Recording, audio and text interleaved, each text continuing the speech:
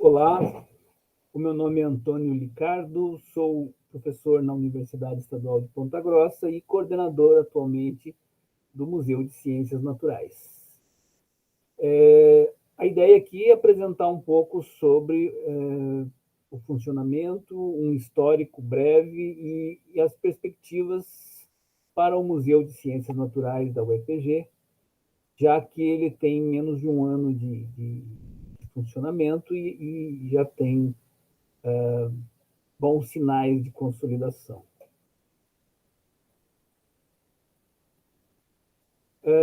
A ideia de que a maioria das pessoas faz de um museu ainda é aquela ideia do museu antigo, um museu cheio de objetos acumulados, que tinha como característica assim, uma certa um viés enciclopédico, um viés de coleção, de gabinete de curiosidades, como na sua origem, que inclusive começa com muita força com materiais de história natural, de ciências naturais. E essa definição, já há longo tempo que vem sendo superada, a imagem de um museu hoje é completamente diferente. O museu adquiriu características que o tornam protagonistas assim, em certos papéis na sociedade. E a gente se atém assim, a essa nova definição que surgiu de museu, do Conselho Internacional de Museus, o ICOM. Essa definição ela surge em 2022, depois de um debate assim, de mais 2 ou 3 anos, que não se chegavam a um consenso sobre essa definição, mas finalmente ela saiu e ela manteve assim as principais características do museu como instituição, que é de colecionar os materiais, conservar, interpretar o patrimônio, realizar pesquisa, e, no entanto, inclui dentro dessa definição alguns pontos bem atuais.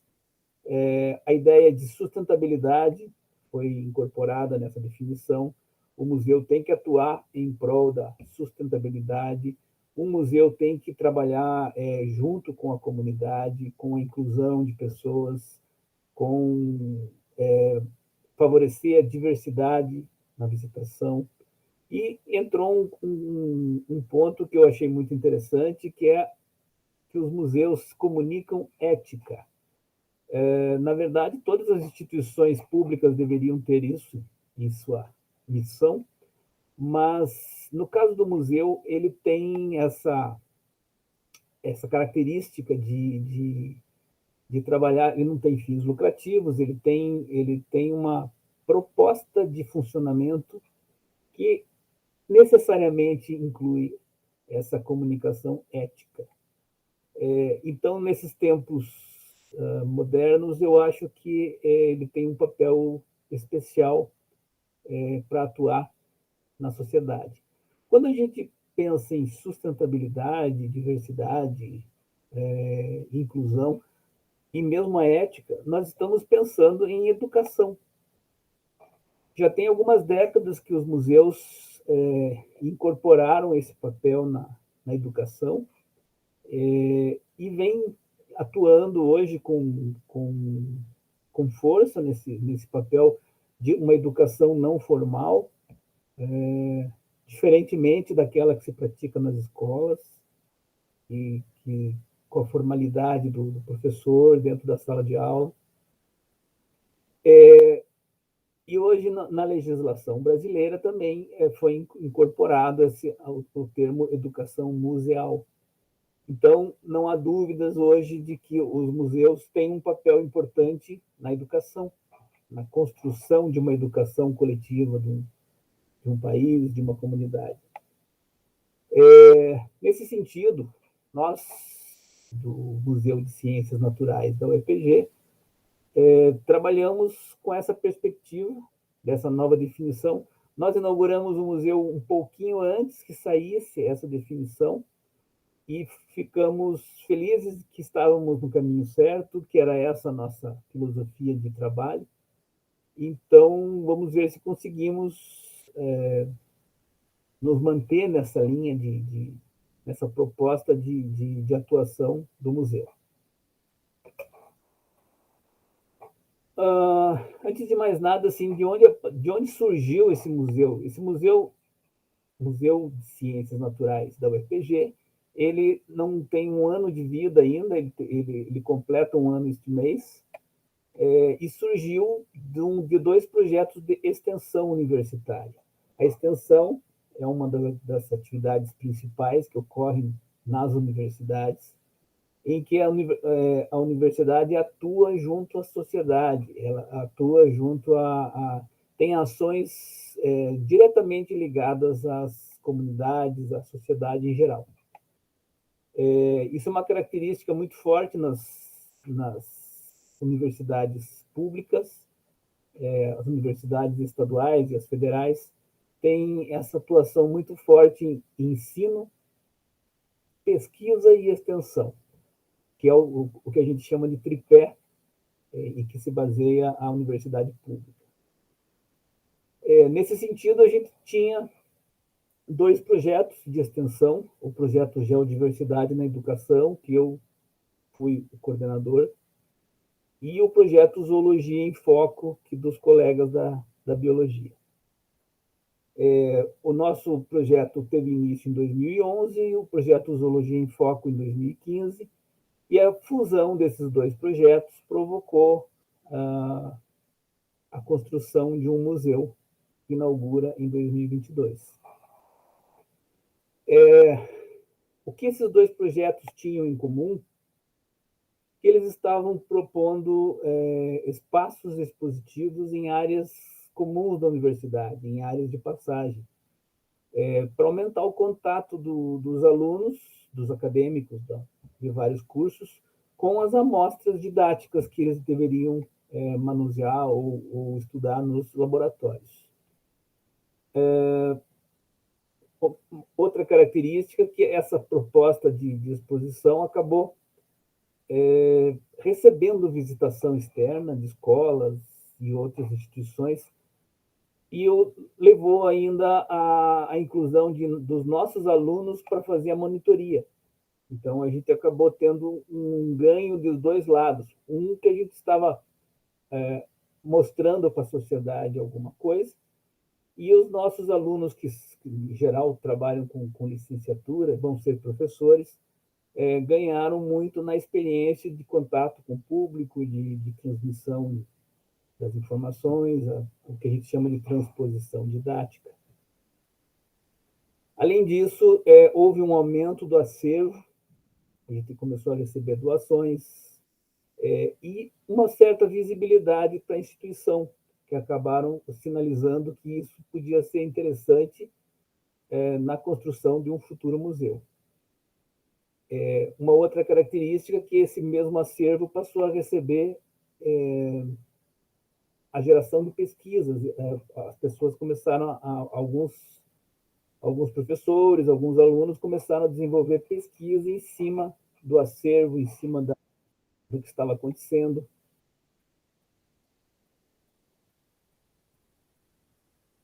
Que também é outra característica da nossa instituição.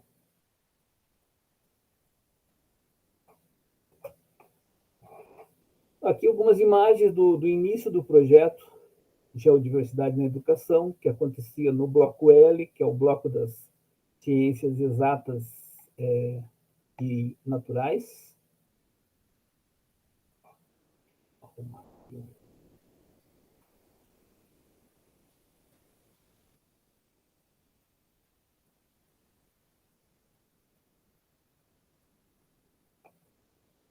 A gente começou a instalar algumas vitrines pequenas, baseadas em caixas que estavam disponíveis no almoxarifado lá da UEPG. Então, essas caixas fizeram parte de um projeto antigo de doação de rochas para as escolas, e nós acabamos aproveitando essas caixas para fazer as primeiras vitrines. Então, foi uma coisa bastante artesanal, foi uma instalação simples que começou a ganhar corpo e começou a se transformar nessa exposição que acabou ocupando uma área razoável do saguão ali dos corredores. Nós, inclusive, expusemos algumas amostras no jardim e isso abordava diferentes temáticas da geografia física, com maquetes, com painéis. Acabou se criando um caminhamento lógico nessa exposição. A gente já poderia chamar isso de uma expografia, algo que acontecia, mesmo que não existisse um museu, existia uma intencionalidade na comunicação do acervo.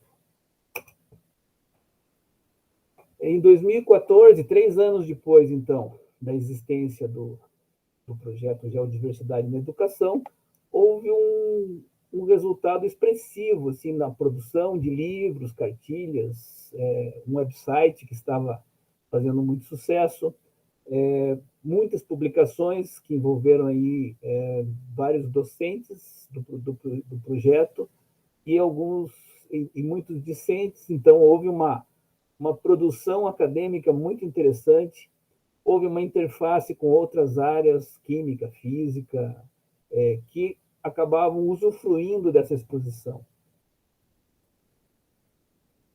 A gente começou a perceber aí que havia uma grande proximidade daquilo que a gente estava fazendo como extensão, junto com a pesquisa. O potencial de pesquisa era muito grande. O projeto Zoologia em Foco ele surge em 2015, então foi coordenado pelo professor Denilton e pela professora Suzete, são colegas do Departamento de Biologia, e também trabalhava com a ideia de recebimento de escolas e visitantes no bloco de zoologia. Na verdade, no laboratório de zoologia, que também não é o tamanho normal de um laboratório, e também não está muito preparado em termos de espaço para receber grandes grupos. Em 2017, a gente teve um desdobramento no projeto Geodiversidade da Educação, que é ligado às geociências, onde a gente criou alguns materiais didáticos que foram, inclusive, enviados para as escolas do Paraná, como um mini laboratório de mineralogia, que é um kit de minerais e equipamentos de teste, que foram enviados aos professores. Também um kit de fósseis do Paraná, que foi feito totalmente com réplicas. Então, a gente desenvolveu essa técnica de replicar alguns fósseis importantes. Tivemos uma exposição importante durante um grande evento de geodiversidade que teve aqui em Ponta Grossa, e nós expusemos isso num espaço, na Estação Arte, que é um espaço maravilhoso, assim, de tamanho, é uma antiga estação de trem, e que já deu assim uma cara de museu. Essa exposição ficou assim com toda a cara de que isso serviria bem para a construção de um museu. Em 2018, a gente estava, eu diria, no auge da visitação ali naquele local, com muitas turmas agendando, muita atividade acontecendo nos corredores, inclusive chegou a atrapalhar algumas aulas e 50, 70 pessoas assim dentro daquele espaço que era inadequado. Então, a gente chegou à conclusão que o espaço em que nós estávamos trabalhando ele era inadequado para esse volume de público, e mesmo a iluminação não era muito boa, era difícil de gerenciar isso, apesar dos frutos que estávamos colhendo. Nisso, o projeto Geodiversidade na Educação fez 10 anos, em 2021, e nós fizemos um balanço de que tinha sido criado um ambiente para educação não formal que se mostrou eficiente, que estava funcionando bem, estava melhorando, inclusive, o aprendizado de geologia, que era a disciplina específica que trabalhava naquele laboratório. Vários professores que atuavam nessa disciplina ou nas disciplinas que envolvem geologia, declararam que houve uma melhora no aprendizado devido ao maior contato com as amostras. A gente percebeu também que houve uma formação especial dos docentes, porque os estágios em monitoria foram 54 alunos que passaram por esse estágio, e desses 54, 11 entraram em programas de pós-graduação. Consideramos isso um sucesso, é gratificante ver isso acontecendo. Percebemos, então, essa estreita relação da pesquisa e do ensino, e também com a extensão, né? As investigações e as publicações que saíram a partir desse acervo. E, em termos de número, durante o tempo em que ficamos ali no corredor, a gente fez uma estimativa de 16 mil pessoas que passaram por ali em visita. Tivemos um site onde a gente disponibilizava muita informação e um canal no YouTube que chegou a ultrapassar mais de 500 mil de pessoas em 5 anos. Porque foram 5 anos no ambiente virtual. Né? Isso nos pareceu assim expressivo, uma coisa marcante. Dentro das produções acadêmicas, aí, que é a nossa justificativa perante a universidade, houve uma produção expressiva, inclusive livros que saíram, capítulos de livros, vários alunos defenderam monografias. Então, estávamos fazendo um papel importante no ensino, na pesquisa e na extensão. Em 2019, encerramos tudo do projeto.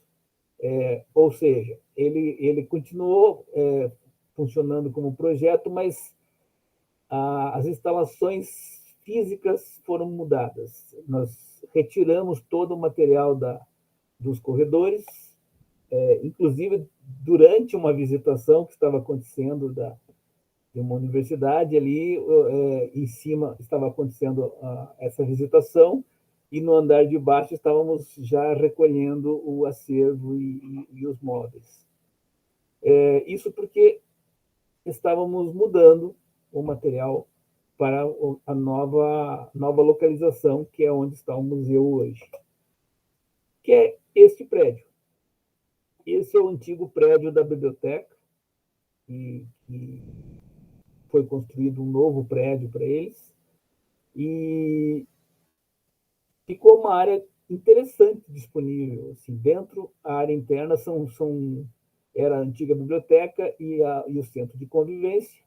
Esse barracão aqui que vocês estão vendo é algo como 2.000 metros quadrados.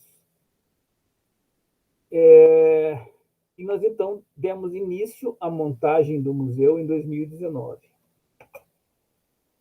Primeiro, houve um trabalho intenso para liberar o espaço, né? Havia muita coisa lá dentro, muito material inservível, estantes que sobraram da biblioteca, que nós aproveitamos. Então, esse trabalho levou algum tempo para deixar o local minimamente apto a receber os móveis. O mobiliário, em 2019, começou a se instalar o mobiliário. Ele foi planejado em módulos para que a gente não sabia exatamente o que ia caber ali dentro, como que ia ser essa disposição. A nossa marcenaria também não tinha muita prática em mobiliário de museu. A gente fez as coisas de maneira muito simples e muito objetiva, para que pudesse se ter uma margem de equilíbrio aí na expografia. Né? O fato é que, com a construção do museu, a partir desses dois projetos de extensão, nós contamos com o apoio dos laboratórios que dão suporte a esse museu. Então, quando a gente fala de um museu universitário, ele é um museu que tem o suporte se eu tenho lá uma exposição de fósseis, eu tenho um laboratório de paleontologia que me dá suporte. Se a gente fala de minerais, eu tenho um laboratório de geologia e assim por diante. Então, são vários os laboratórios da UEPG que estão envolvidos na construção desse museu. Analogia que a gente costuma fazer, primeiro que pesquisa, ensino e extensão são indissociáveis, como é a filosofia das universidades públicas. E que o museu é apenas a ponta do iceberg. O grosso do que acontece em termos de... O museu é a vitrine do que está acontecendo em termos de pesquisa e educação dentro da universidade. Então, o grosso do iceberg são os laboratórios que fazem pesquisa e os pesquisadores trabalhando constantemente, e a educação que acontece nas temáticas relacionadas às ciências naturais.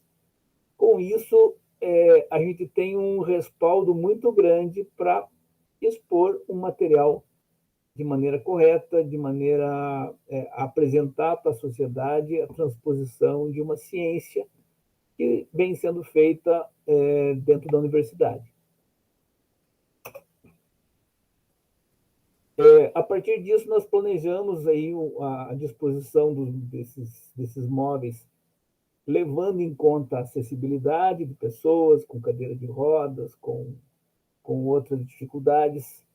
Criamos um audioguia para pessoas com deficiência visual e começamos a planejar aí uma comunicação em termos do que a gente dispunha de recursos e material.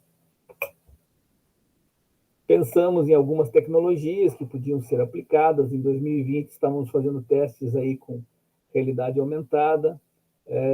Conseguimos imprimir algumas coisas com impressora 3D. Nós temos as duas metades da Lua. Nós estamos agora implantando o conteúdo geológico da Lua nesse material.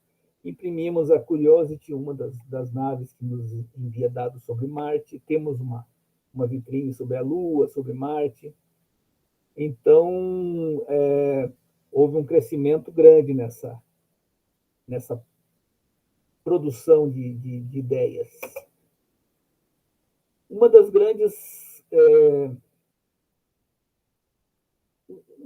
coisas muito positivas que aconteceram dentro na construção desse museu foi agregar os materiais que são patrimônio, um material muito interessante, são os acervos, que já estavam dentro da UEPG em diferentes lugares. Nós tínhamos muita coisa de fósseis, por exemplo, no laboratório de paleontologia, mas também tinham alguns fósseis no Museu dos Campos Gerais, que também faz parte da UEPG.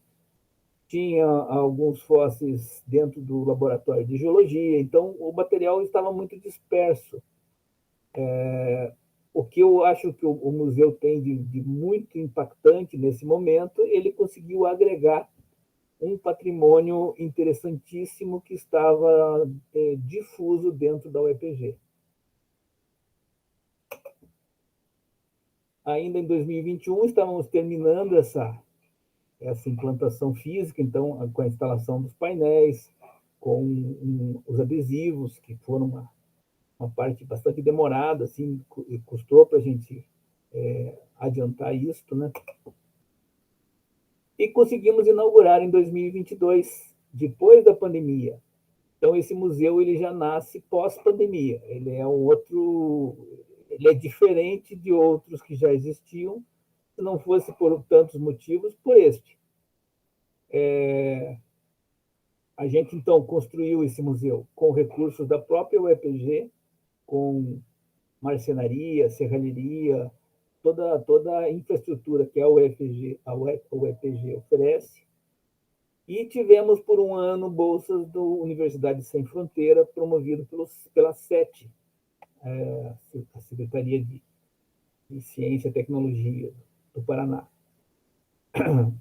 Aqui algumas imagens do museu, quando estava na sua inauguração. Várias pessoas estiveram presentes, autoridades. E esse é o museu, como a gente o apresenta. Né? São diferentes seções que envolvem a geodiversidade, a biodiversidade, já vamos comentar sobre isso.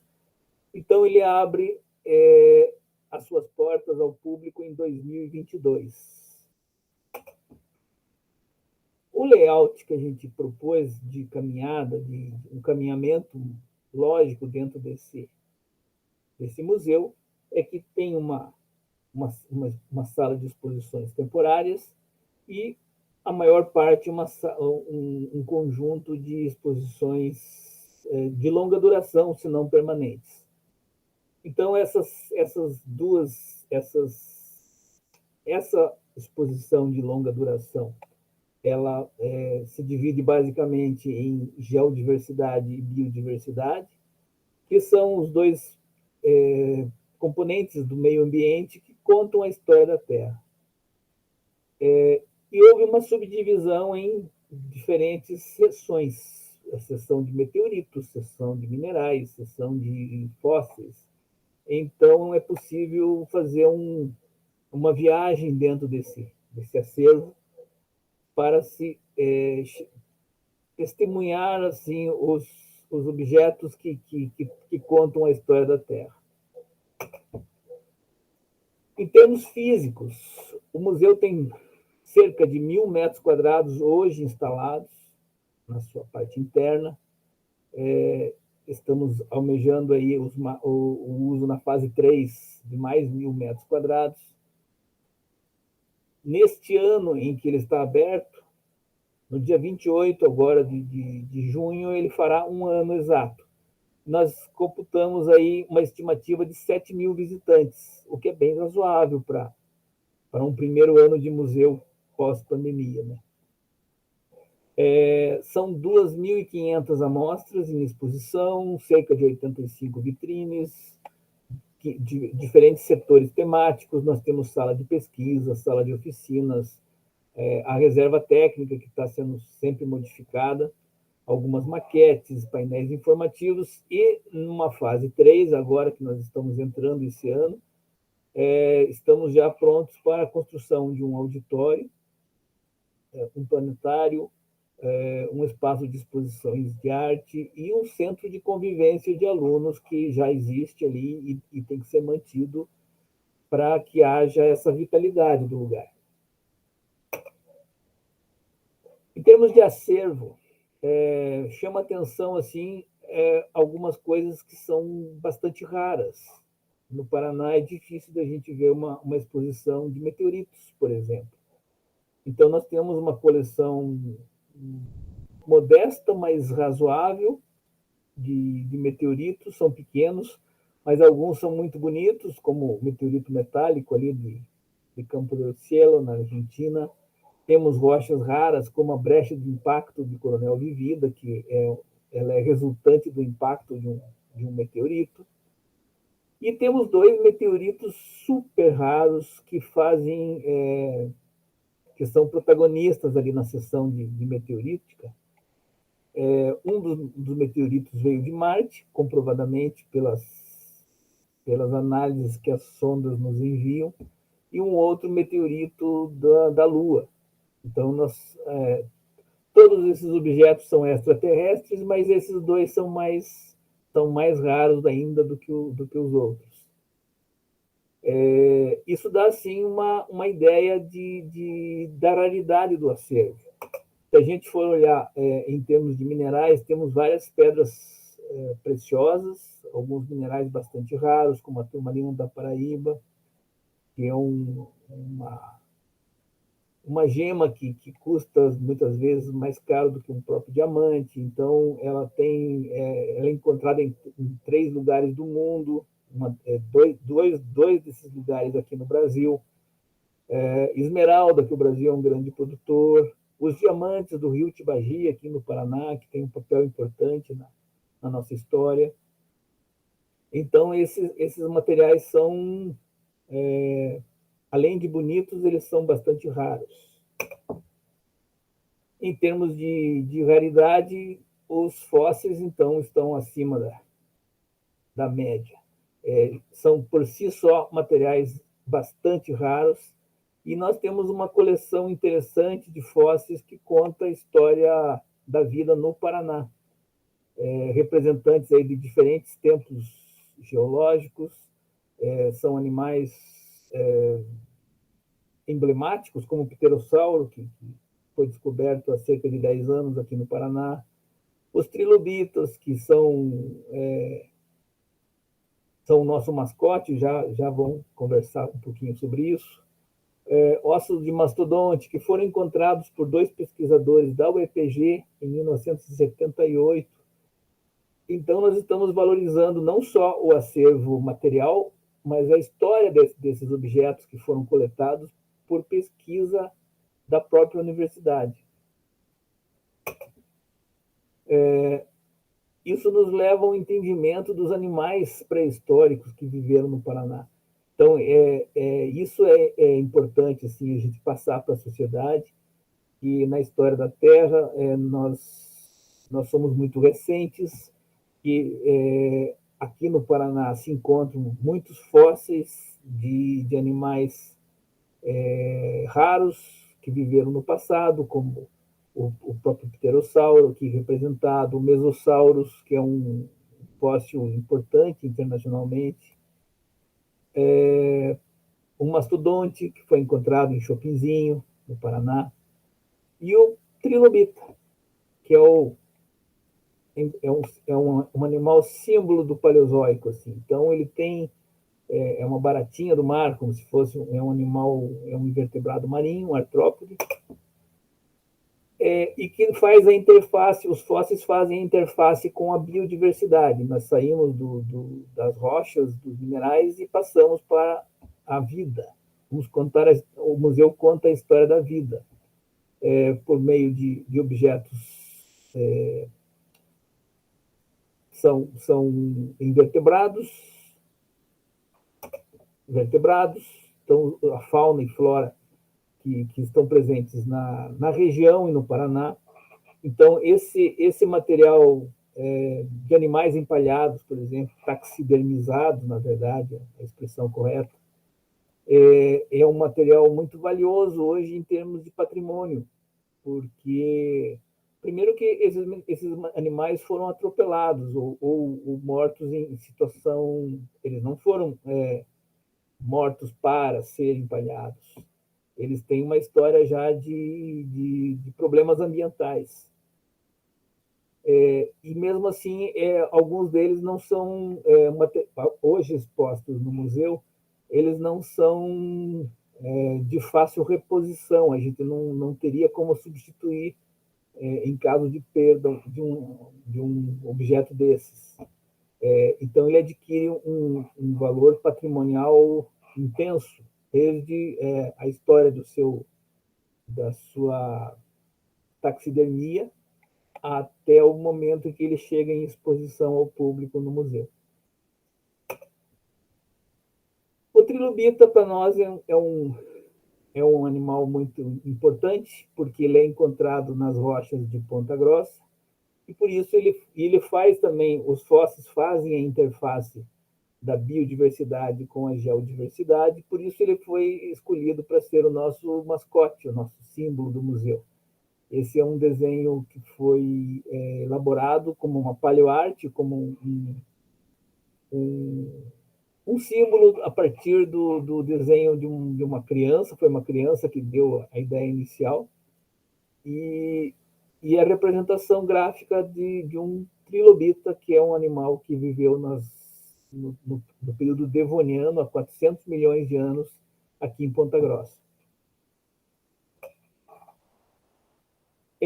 Nesse período, então, de existência do museu, houve assim muita atividade acadêmica em torno desse acervo, a preparação de monitores com cursos, capacitação, eventos que nós promovemos, chamamos uma visita técnica dos professores das escolas, então houve uma grande sintonia com as escolas da região. E logo depois da sua inauguração, nós já tínhamos um livro, porque com a pandemia nós produzimos muita coisa em casa, muita coisa teórica. Então, durante a pandemia, havia dois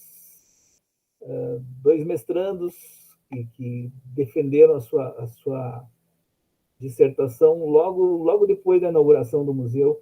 Então, o museu já nasceu praticamente com uma produção de um livro e 2 mestrados. Hoje tem 5 doutorandos e uma mestranda trabalhando em cima da ideia do museu. Então, continuamos muito fortes nessa mistura de educação, pesquisa e extensão.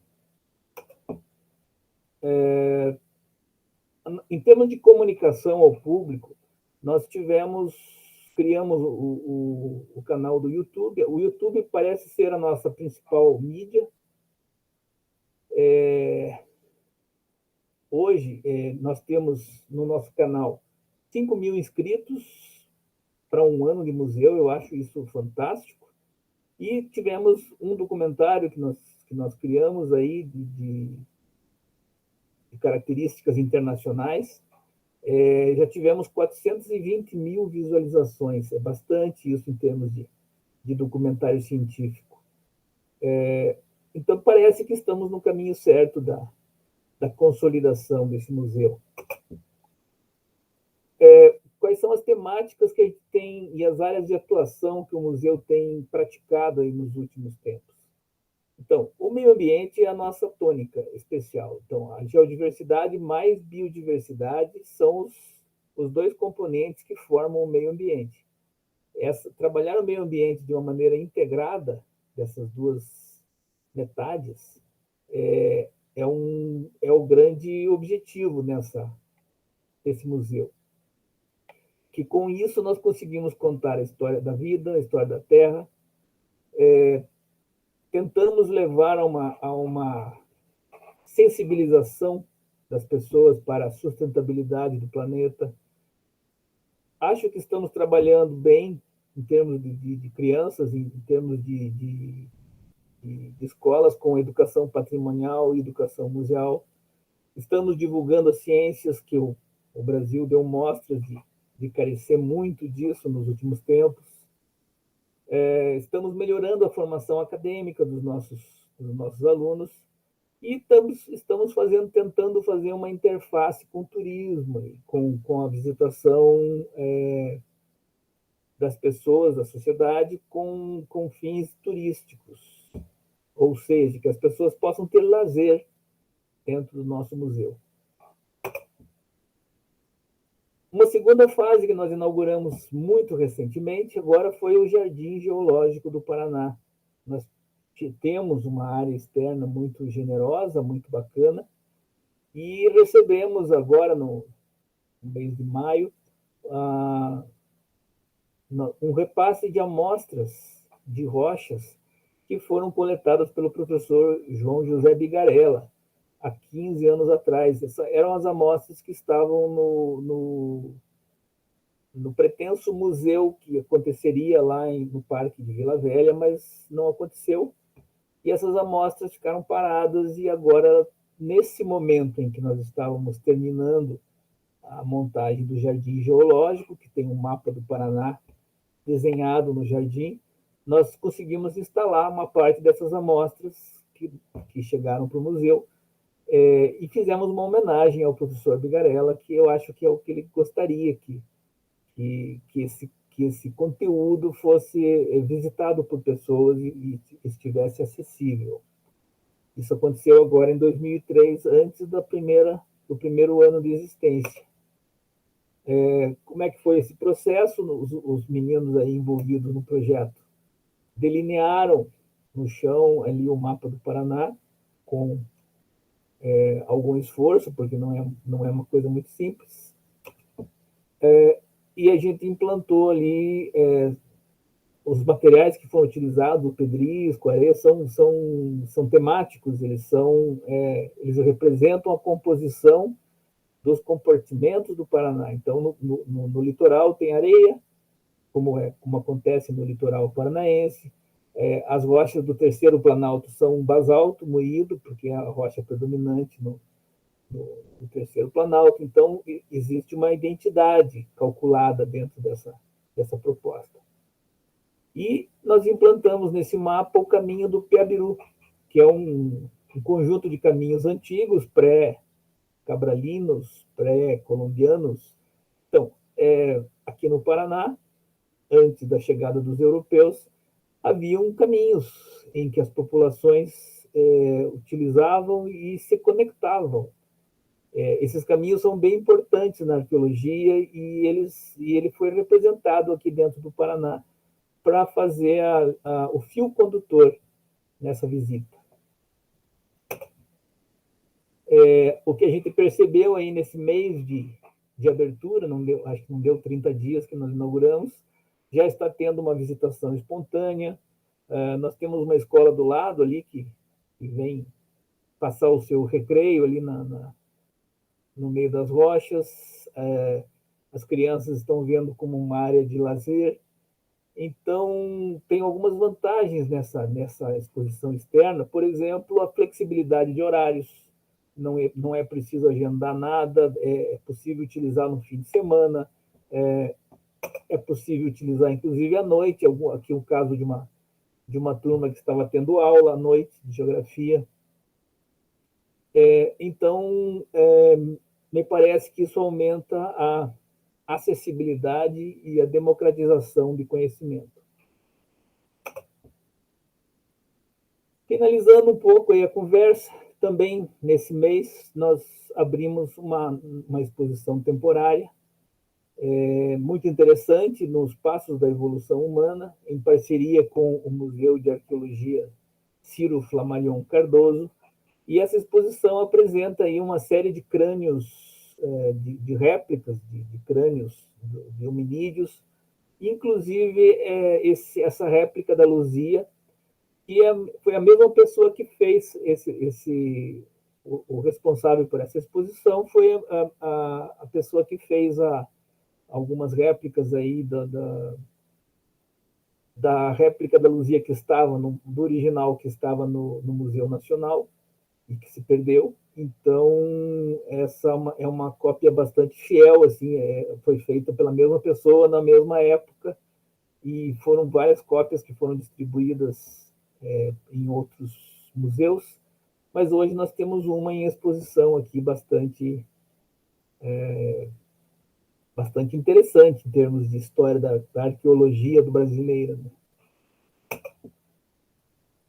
Uma terceira fase que a gente está almejando agora é a utilização desse espaço que existe, os próximos 1.000 metros quadrados que estão ali, eles vêm sendo utilizados como centro de convivência, como espaço para eventuais feiras de ciência. Só que a gente já está planejando a instalação de um planetário e nós recebemos também essas poltronas que estavam no Parque de Vila Velha com a ideia do museu do professor Bigarella. Então, nessa doação, nós recebemos 86 carteiras, 86 poltronas de teatro, e vão dar suporte para a construção de um auditório para profissionalizar e consolidar essa ação do Museu de Ciências Naturais. Eu fecho, então, com algumas reflexões sobre o que foi a evolução desse projeto de museu que nós começamos já há mais de 10 anos, mas que nos últimos 5 anos voltados naquele espaço e um ano de inauguração. O Museu de Ciências Naturais ele é uma conquista da universidade pública, que pratica com muita força pesquisa, ensino e extensão de maneira indissociável. Isso faz toda a diferença. Assim, a gente aplica os nossos avanços da pesquisa, tem aplicado no ensino e tem aplicado agora na extensão, transmitindo mais rapidamente para a sociedade as novidades que surgem na ciência. Nós nos enquadramos perfeitamente com a perspectiva da curricularização da extensão, que foi uma determinação que nos foi colocada, mas nós já estávamos fazendo isso, então não teve grandes dificuldades. O museu hoje também conta com um laboratório multiusuário de ciências naturais, então ele oficialmente produz pesquisa, interage com os equipamentos sofisticados do museu do laboratório do complexo de laboratórios multiusuários da UEPG. E ele representa também uma dimensão sociocultural para os relatórios científicos que vão da pós-graduação de geografia, por exemplo, que hoje a CAPES, é o relatório Sucupira, né, que a gente chama, a CAPES quer ouvir quais as ações que os programas de pós-graduação têm no sentido de se aproximar da sociedade. Esse museu é tudo que se quer ouvir. Ele tem funcionado como uma aproximação intensa da sociedade com a universidade. Ele se mostrou um espaço inclusivo, ele mostra uma interface bem aproximada da ciência, da cultura e do turismo. Se mostrou um espaço inovador na educação. A gente está fazendo muita pesquisa em educação museal agora, a educação não formal, e está mostrando alguma coisa acontecendo aí depois da pandemia. Parece-me que as pessoas têm uma necessidade de visitação presencial. O virtual não foi suficiente. O virtual deixou marcas durante a pandemia da carência que as pessoas tinham de contato pessoal. E parece-me que o museu está cumprindo esse papel hoje, depois da pandemia. Em última instância, eu diria assim que o Museu de Ciências Naturais, junto com a UEPG, né, são agentes de desenvolvimento sustentável para o município de Ponta Grossa e toda a região dos Campos Gerais. Temos eu diria assim, existe até uma publicação a esse respeito, que as universidades públicas elas transbordam conhecimento e ações que levam ao desenvolvimento para os municípios. Então, a UEPG tem feito isso e o museu vem fazer isso com muita tranquilidade, eu diria. Eu fecho, então, agradecendo e mostro aqui algumas imagens dos participantes desse projeto, os filhotes, como eu costumo chamar, né, os orientandos de doutorado, mestrado, graduação, e o público leigo ali, as crianças, e aquela última foto ali é a minha mãe e a minha sobrinha, então duas gerações muito diferentes segurando o mundo. Essa é uma foto emblemática do futuro que pode nos esperar. Nós podemos ter cuidado com esse planeta. É isso que eu gostaria de deixar como mensagem. Para mais informações, nós temos o canal do YouTube com alguns documentários, com o audioguia lá disponível. Temos um site, o geocultura.com.br, que oferece vários livros no formato e-books, né, no formato PDF. E o nosso site, dentro da UEPG, que é o uepg.br/mcn. Muito obrigado. Acho que era isso.